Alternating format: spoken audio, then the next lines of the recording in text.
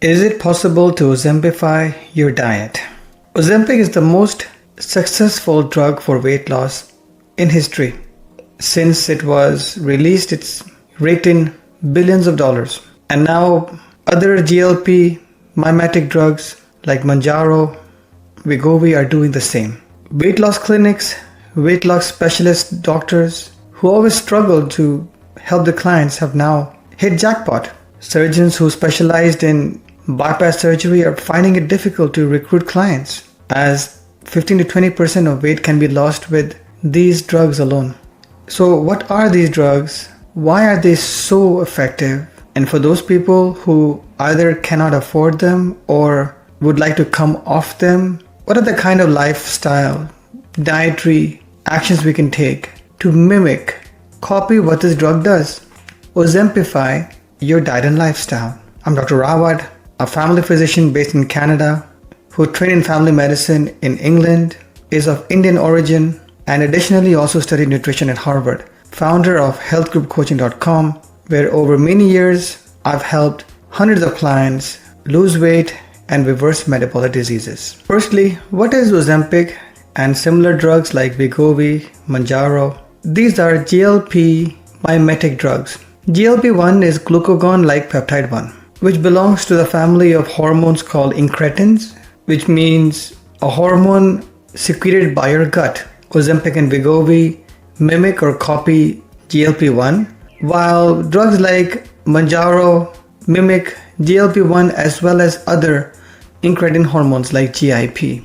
In your body, these incretin hormones have the effect of inducing satiety, a feeling of fullness, a lack of hunger. This is mediated both through the gut as well as the brain. But why are these drugs so effective?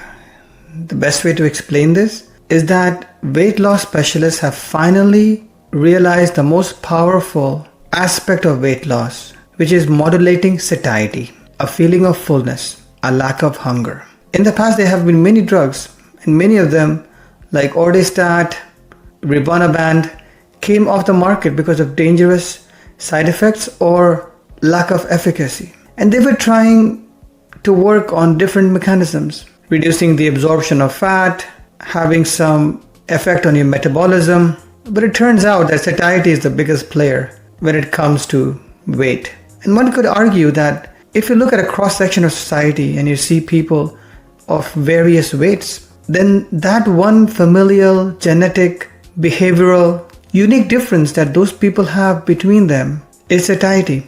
Two people of different weights, even if they eat the same food, the person of a lower body weight would eat it less often, and once eating, would eat it for a less amount of time, hence consuming fewer calories. But that is something which is not within your control. That is something which is hormonally mediated. It's your body which eventually decides when you've had enough. And it's that variation between people which ultimately decides the difference in their body weight.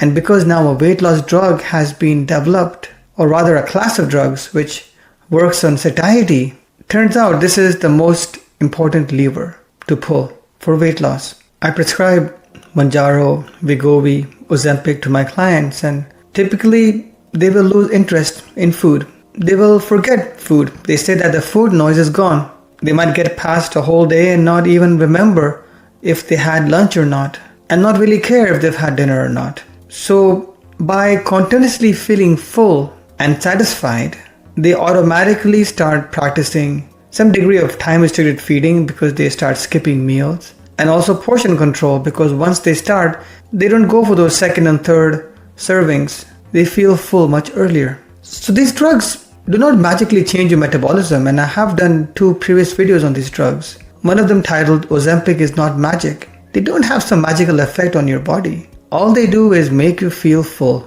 But what if a client has been on these drugs but now wants to come off? Perhaps it's a lady who needs to become pregnant and needs to come off these drugs. Perhaps it's someone who doesn't have insurance and cannot afford these drugs. Perhaps it's someone who simply cannot afford $300 to $1,000 a month bill for these kinds of weight loss medication. What could those people do? And that's precisely what we'll be discussing today. 5 steps to Ozempify your diet. and watch the video till the end because the fifth step might surprise you. Step number 1 is to optimize your protein intake. The target protein intake is anywhere from 0.8 to 1.6 grams per kilogram per day. In pounds, most people would go around 0.8 to 1 gram per pound per day.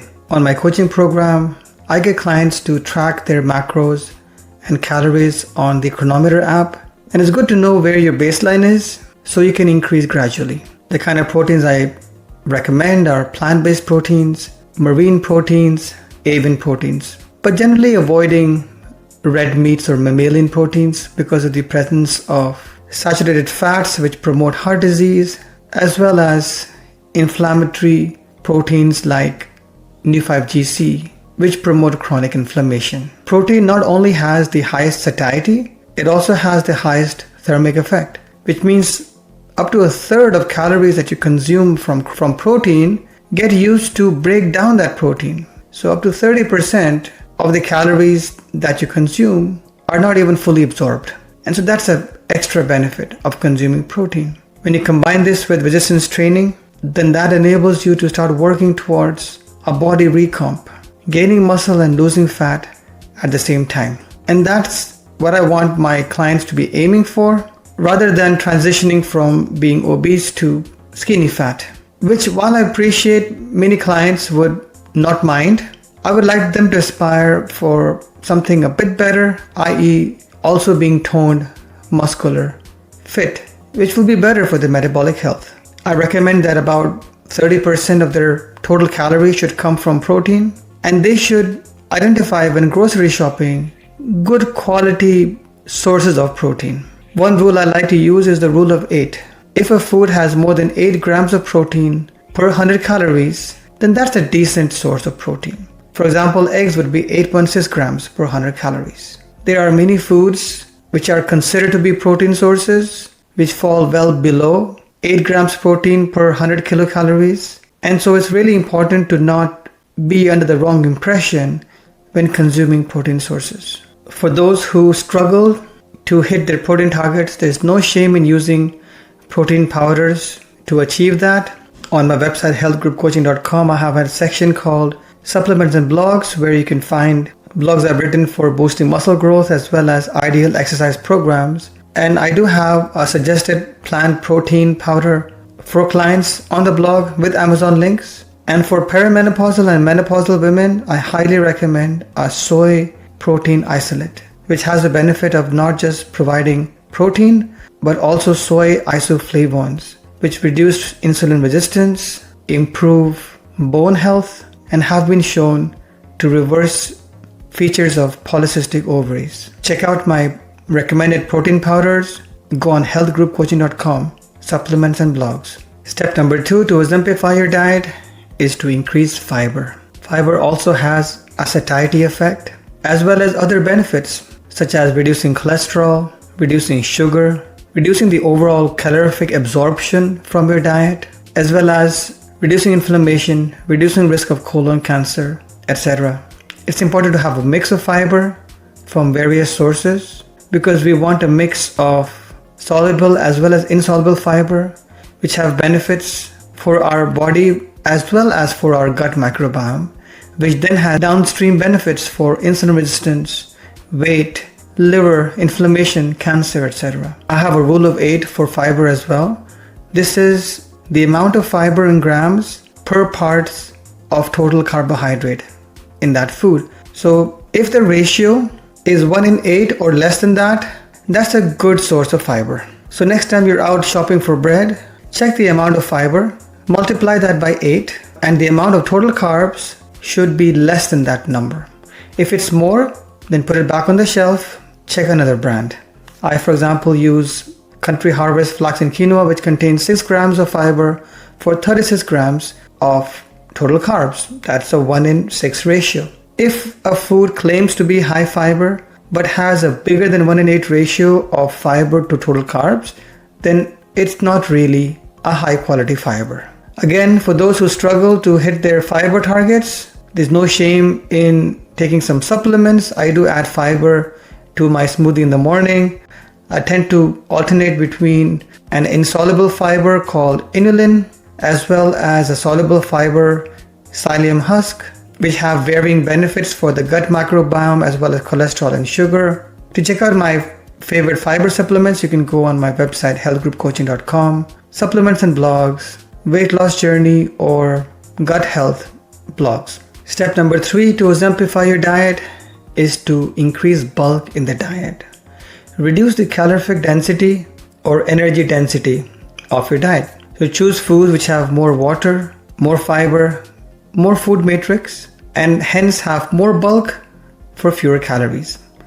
These will typically be fruits and vegetables, fresh farm produce, lentils, legumes, whole intact grains, etc. Lean cuts of white meat, marine, sources of protein, as well as hard-boiled eggs. The more a food is processed and the more fat you add to a food, the more calorie dense it becomes. But your stomach has stretch receptors which are sensitive to the bulk of your food, and stretching your gut and stomach lining produces your natural GLP. So adding bulk to your diet by choosing more nutrient dense and calorie poor food items which naturally contain more water, more fiber, more food matrix, and are more whole rather than processed is a third way of Ozempifying your diet. There are various types of foods which are 0 calorie or near 0 calorie foods, and these can also be utilized, not regularly, but perhaps if you're trying to avoid intake of calories later in the day. And these can include shirataki rice, shirataki noodles, 0 calorie maple syrup from Walden Farms, 0 calorie Gatorade, and I do have a blog on my website healthgroupcoaching.com titled Top Products for Weight Loss Journey. Check it out. I have included Amazon links for many of these 0 calorie or near 0 calorie foods, condiments, and drinks on that blog. Step number 4 to Ozempify your diet goes back to the origins of GLP-1. GLP-1 is naturally produced by your gut lining, and the biggest determinant of that is your gut microbiome. It is those trillions of bacteria in your gut which synthesize fiber as well as certain proteins like tryptophan into short-chain fatty acids like butyrate, propionate, and lactate, which then goes into the L cells of your intestine, leads to production of beneficial hormones, including GLP-1, peptide YY, GIP, serotonin, histamine, GABA, nitric oxide, etc. And so feeding your gut microbiome, optimizing gut microbiome will increase your natural GLP-1. In addition to increasing fiber in your diet, this can also be done by regular intake of fermented probiotic foods. Many of these can also be high protein foods like Greek yogurt, low-fat mozzarella cheese, low-fat cottage cheese, etc. In addition, kefir, sauerkraut, miso, tempeh, homemade pickle are all sources of natural fermented probiotic foods. Again, if you struggle to include probiotic fermented foods in your diet and or need that kickstart, then I do have a gut health blog on my website healthgroupcoaching.com where I share Amazon links for the best science-based probiotic capsules for reducing weight, reducing cholesterol, reducing fatty liver, etc. You can check out my website for that. And finally, step number 5 to Ozempify your diet. A strategy which has been shown to reduce ghrelin levels or hunger levels, increase leptin levels or satiety, improve the diversity of the gut microbiome, reduce inflammation, improve insulin sensitivity, and that is intermittent fasting. I don't recommend anything too extreme. Usually I recommend a combination of ETRF plus minus PSMF. ETRF stands for early time restricted feeding, which means consuming more calories early in the day and fewer calories later in the day. This is optimal for energy partitioning as well as matching your calorific intake with your natural circadian rhythm. Of course, if you do go out for a heavy dinner, then you can skip your breakfast the next day, that's fine, but your default should be to have early and light dinner and a heavier breakfast. Even from a macro splitting point of view, it is more beneficial for those trying to lose weight and reverse metabolic disease to consume more carbs earlier in the day and make their last meal of the day protein heavy meal. This might not be the same for bodybuilders, but certainly for those who are trying to lose weight, trying to empty your glycogen stores and get into fat burning is beneficial. And so I do recommend consuming more carbs early so you can burn them off, and more protein later, and fewer carbs, maybe just fruits and vegetables, so as to promote muscle building, muscle retention, but in the context of fat burning. Because the time that you burn fat naturally is when you're sleeping at night. That's when you're fasting. And that's why we call breakfast break fast. It's in the early hours of the day when you're deep asleep that you shift from sugar burning to fat burning as your sugar stores run out. And by consuming dinner early, consuming fewer carbs in your dinner, and ideally even exercising afterwards, you can develop better metabolic adaptation, better metabolic flexibility, the ability to seamlessly shift from sugar burning to fat burning. And of course, there are some strategies to enhance this even further, including fasted cardio before you have breakfast. And I discuss all of these things in other videos as well as on my coaching program. I do recommend my clients to do resistance training or weights 3 to 4 days a week. And on those days, they may also choose to do PSMF, which means protein sparing modified fast. Essentially what this means is even during their fasting window, for example, if they've had dinner by 5:30 and do not intend to have breakfast till 7:30 the next morning, so a 14 hours fast, if they start getting cravings 9 or 10 o'clock at night, provided they've done some weights and resistance training that day, they could consume a high quality protein product. And this would be anything which is over 8 grams per 100 calories. Or if you want to be even more strict in this situation, you could perhaps go for anything which is more than 10 grams per 100 calories. So better than 1 in 10 ratio of protein grams to calories. Basically, look at the amount of protein, let's say 20 grams of protein, multiply that by 10. The amount of calories should be less than 10 times that. If it is, it's a good quality protein source. If not, then it's not a good quality protein source. A good quality protein source would be allowed during your fasting window. For example, protein powder with zero fat Greek yogurt, that would be allowed. And this kind of strategy would allow a hybrid synchronization of both the benefits of fat burning with fasting, but also retaining and building muscle by ensuring adequate protein intake. So a combination of ETRF, early time restricted feeding, and PSMF, protein sparing modified fast. So to summarize, in order to OZEMPIFY your diet and lifestyle in 5 steps, you need to optimize your protein intake, optimize fiber intake, optimize bulking of your diet, optimize fermented probiotic foods for your gut microbiome, and optimize intermittent fasting. On my coaching program through healthgroupcoaching.com, I explain all of these concepts to my clients in a lot more detail. Most of these topics have an hour session on their own. There is 8 hours of coaching on the program, typically on a Tuesday and Thursday evening on Zoom. It's a 4-week program which runs through the month, and clients who are more motivated are also encouraged to also include tracking on the program, which includes downloading an app called Chronometer, connecting a body fat percentage scale, pedometer or smartwatch, blood pressure to the Chronometer app. I can see all their biometrics in real time. There is messaging within the app, and I can adjust their macros and calories through that app. If you're interested in something like that, check out the tracking on the program section of my website, healthgroupcoaching.com.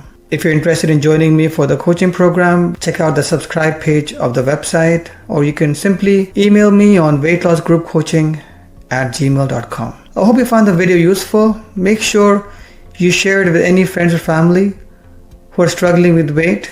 Perhaps they're considering Ozempic or Mounjaro. Perhaps they have been on it, but they can't afford to stay on it for long term. Perhaps because of planned pregnancy or other reasons, they now need to come off these drugs and they're worried that they might gain the weight back. And studies do show that for those people who do not make permanent lifestyle and dietary changes, you can gain 70 to 80% of your weight back within a few months of stopping these drugs. For all of those clients, make sure you share this video with them. Take care. If you'd like to watch more videos, then click on those links, and I'll see you there.